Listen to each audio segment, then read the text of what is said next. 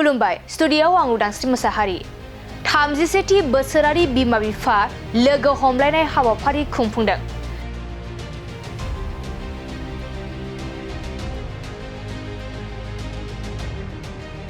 चिरां जिल्ला बेंटल मोनसिनसिन सिब्राय इंलिश फरायसालि बाथौ मिसना 31थि बोसोरारि बिमा बिफा लोगो हमलायनाय हाबाफारिखौ गाजा गोमजायै खुंफुंदों। चिरां जिल्ला बेंटल मोनसिनसिन सिब्राय इंलिश फरायसालि बाथौ मिसना दिनै गाजा गोमजायै 31थि बोसोरारि बिमा बिफा लोगो हमलायनाय हाबाफारिखौ खुंफुंदों।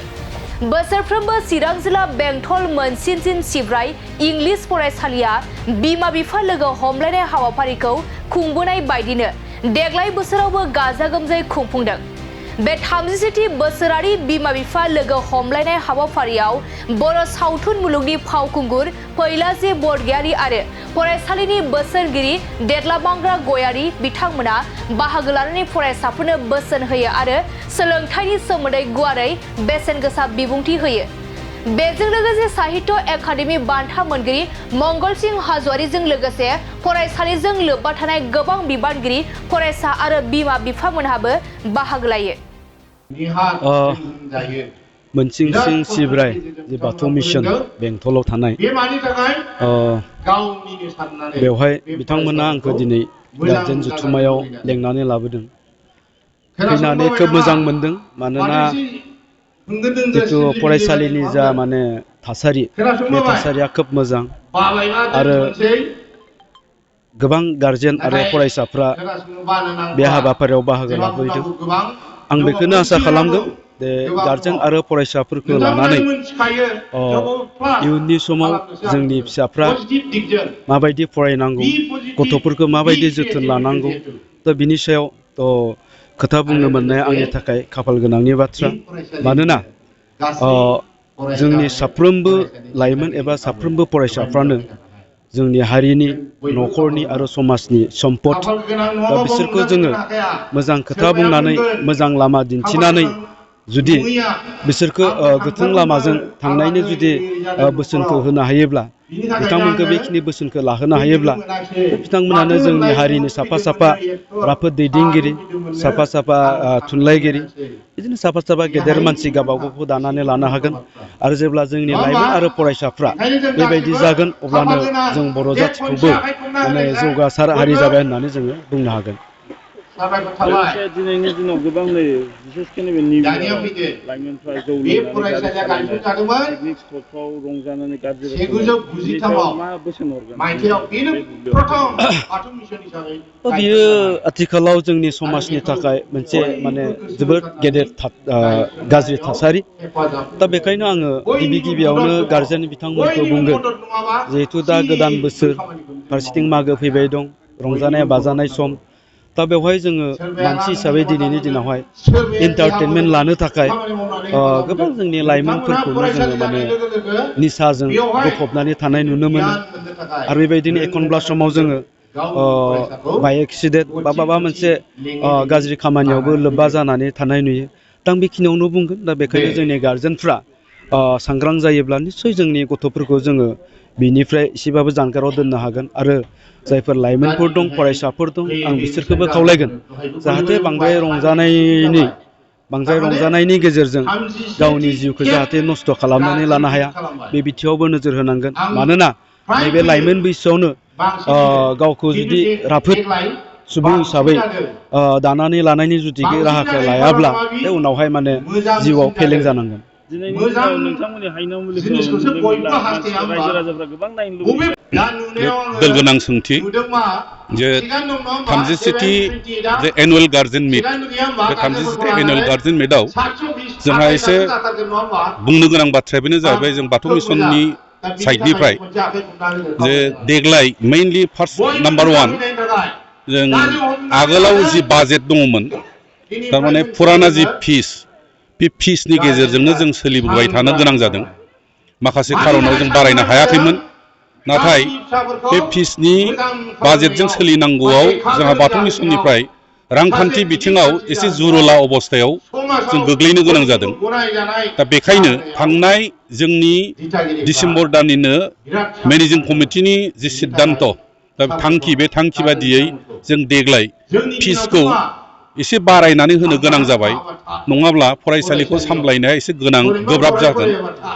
होमब्लाबो जों बाथौ मिसन कमिटिनिफ्राय मोनसे नोजोरखौ होनानै लाखिनो गोनां जादों जे जोंनि खाथियाव थानाय माखासे मिशनारि स्कुलफोर माखासे प्राइभेट स्कुलफोर बिसोरजों रुजुनानै जों बयनिबो गाहायाव थानानैनो जोंनि फरायसाफोरनो मोनसे मोजां परिबेसनि शिक्षा होलांनो हानाय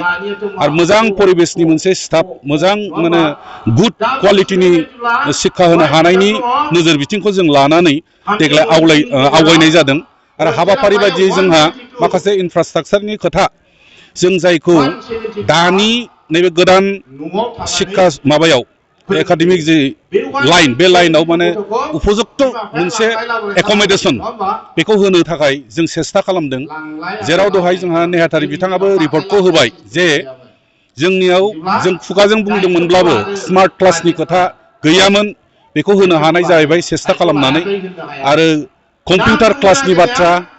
गैयामोन बेखौ जों स्टार्ट खालामबाय एसे सिगांनिफ्राय आरो बिनि उनावहाय मा होनो लेबरेटरि साइन्स लेबरेटरि बेबो गैयामोन जों बुंदोंमोनब्लाबो बेफोर जिनिसखौ जों दिनै जगार खालामनानै होजोबनो हाबाय आरो बेखौ मेइनलि गार्जेनफोरनो एसे नलेजाव होनो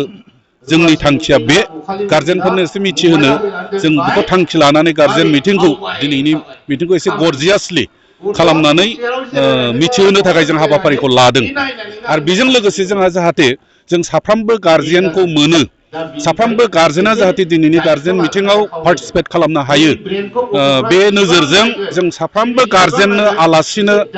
आरो साफ्रोमबो गथ'नो बाहेरायाव थानाय गथ'फोरनोब्लाबो बोथिसे जानायखौ फ्रि होनानै बेदरै फिसायै बोथिसे जानायखौ फ्रि होनानै जाहोनो बिसोरखौ गोजोन होनो थाखायबो जों बे हाबाफारिखौबो लानाय जादों आरो बेजोंनो जोबथा मोनसे जोंनि हाबाफारिया जाहैबाय जे बाथौ मिसना मोनसे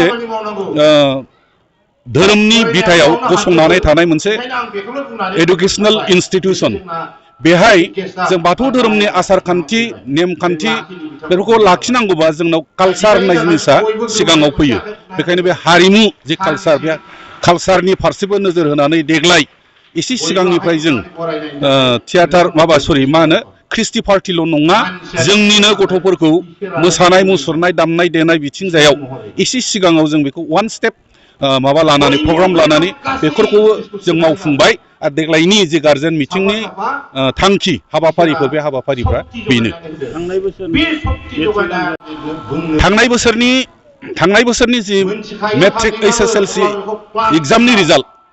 जों होनगोन बे खोब गोजोनथाव आरो बिनि आगोलनियाबो खोब गोजोनथाव बुंनो थाङोब्ला 2014 सननिफ्राय जों दिनैसिम 100% पास मार्क बेखौ जों होबोबाय थादों आरो सासेबो गथ' फेल गैया अबयस्से सिगांनियाव 100% बाबो 3rd डिभिजन दंमोन थांनाय बोसोरनि आरो बिनि सिगांनि बोसोर बे बोसोरनैयाव सेकेन्ड डिभिजननिफ्राय गाहायाव गैया आरो 3rd डिभिजन होननाय गैया आरो जों देग्लाय आसा खालामदों देग्लायनि जे 33 स्टुडेन्टसफोर दं बे 33 स्टुडेन्टसनि गेजेराव गासिबो माने फार्स्ट क्लास पास थारमाने सेकेन्ड डिभिजन गैयै फेल होननाय जिनिसखौ जों बुंनो रोंला दिनैसिम 10 बोसोराव हाबबाय दा 11 बोसोराव रानिं होननांगोन बेखायनो थांनाय बोसोरनि जि रिजाल्ट बे रिजाल्टनिफ्राय देग्लाय आरो साबसिन रिजाल्ट मोनगोन बिनि जि प्रिपारेसन मटिभेसन स्टुडेन्टसफोरखौ जों जि मटिभेट खालामनांगौ मानसि लाबोयै मटिभेट खालामनाय टाइम टु टाइम बे हाबाफारियाबो जोंना सिङाव जागासिनो दङ आरो बेखायनो जों आसा खालामनो हायो थांनाय बोसोरनि रिजाल्टनिख्रुइ देग्लाय डिस्टिंसन लानानै साबसिन रिजाल्ट मोनगोन बियो खाथां